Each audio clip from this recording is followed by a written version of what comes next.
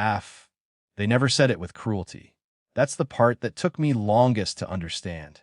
It was said lightly, like a family joke that arrived before dessert.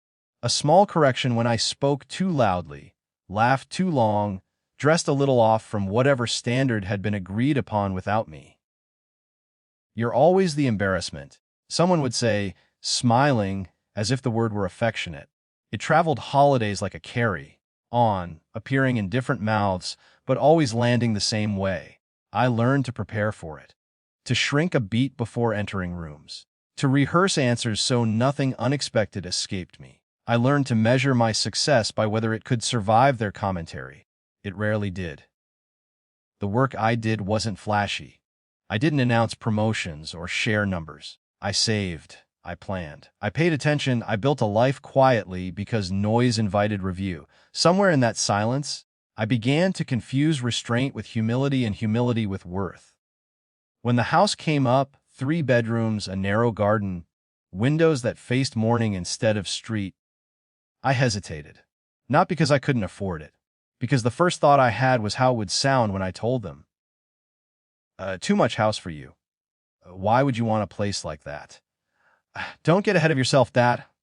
I caught myself mid-thought and sat there in the realtor's car, keys warm in my palm, realizing how automatic it had become to invite them into moments they had never treated gently.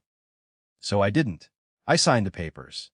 I moved in slowly, one room at a time. I let the walls stay bare until they told me what they wanted. I bought a dining table big enough for guests who lingered. The house felt like a decision I had made without asking permission, and that unsettled me in a way I didn't yet know how to name. The idea of a party arrived weeks later, unannounced, like a test. I'd never hosted anything large before. Hosting had always felt like opening myself to assessment.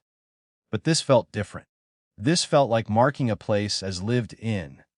I invited friends from work who had seen me handle pressure without commentary. Neighbors who waved without expectation. People who knew my laugh without needing to manage it. I wrote messages carefully, warmly. I did not write to my family. It wasn't dramatic. I didn't debate it with myself for days. I noticed the absence the way you notice a door you no longer walk through. The party was not for them, and that was enough. The night itself passed gently. People filled the rooms with stories and food. Someone asked about the garden and meant it. Someone else stood in the doorway and said, simply, "This feels like you." I held onto that sentence like a receipt. I posted one photo the next morning. Nothing staged. Just the living room after, cups on the counter, light coming in at an angle I hadn't memorized yet. I wrote, "Finally home." I didn't tag anyone. By afternoon, my phone began to buzz not from my family, but from people adjacent to them. Cousins I hadn't spoken to in years. A message from a family friend: "Ef didn't know you bought a house. Looks beautiful." Then a screenshot arrived.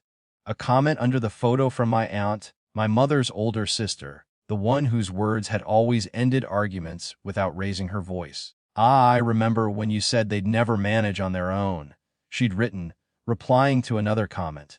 It turns out they managed just fine. It wasn't cruel. It wasn't triumphant. It was unmistakable. Others followed. Former colleagues congratulating me. Neighbors chiming in. Someone I barely knew wrote, "You've always had good taste." The comments didn't mock my family. They didn't mention them at all. They simply placed me somewhere different than I'd been kept. My family didn't comment. They waited. The messages came the next day. Careful. Questions disguised as concern. "We didn't know you moved the. Why didn't you tell us?" That must have been expensive, eh? I read them without urgency. For the first time, there was no need to correct anything. The narrative had already shifted, publicly and calmly, without my participation. That afternoon, my aunt called. She didn't ask why I hadn't invited anyone. She didn't apologize on anyone's behalf. She said, "I'm glad you finally did something without asking." I thanked her. We talked about the house. She asked where I planned to put bookshelves. When I hung up, I noticed something had changed, not outside, but inside the way I held the phone. The old tightness was gone. The readiness to defend, to explain. to soften myself before being asked. That evening, I walked through the house alone. I gathered glasses, folded chairs, wiped a counter someone had leaned against while telling a story that made them laugh mid-sentence. There was no swelling music, no sense of victory. Just space. My family hasn't confronted me. They've been polite since. Compliments arrive now tentative, as if learning a new language. I answer when I want to. Sometimes I don't. What surprised me most wasn't their restraint. It was my own. I don't need to prove anything to maintain it. I don't need to punish anyone to keep it intact. The house stands whether they approve or not. The silence does too. I didn't throw the party to exclude them. I threw it to see who I was without them in the room, and it turns out I'm not an embarrassment at all. I just needed a place where that word had no echo.